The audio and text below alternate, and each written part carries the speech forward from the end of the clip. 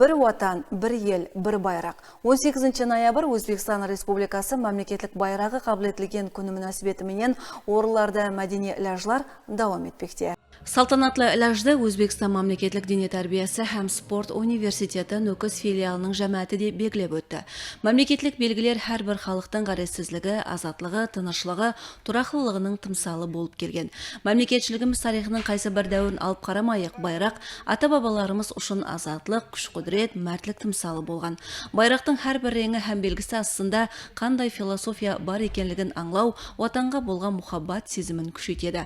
Сондықтан да байрақ тек қана мемлекеттің мұқаддес белгісі емес, ал халықтың ұлыма тағдыры, мақтанышы, ұлы мақсатлерінің жанлы декларациясы да болып есептелінеді. Байрақ бұл апайы кеземе емес, ол халықтың жүрегі. Әрбір талшығында ата-бабаларымыздың мәртлігі, ерікке болған сенімі шексіз сәулеленген. Меймандарымыз, тарау қанегелері, профессорлар тарапынан біздерге байрақтың ахметілігі, әрбір реңі, байрақтың айы, жұлдызы хақында көбірек мағлұматлар беріп, түсіндіріп өтті. Ләжда ватан туылған жер хақында қосықлар жаңлап, байрам оғада кеуілі түс алды.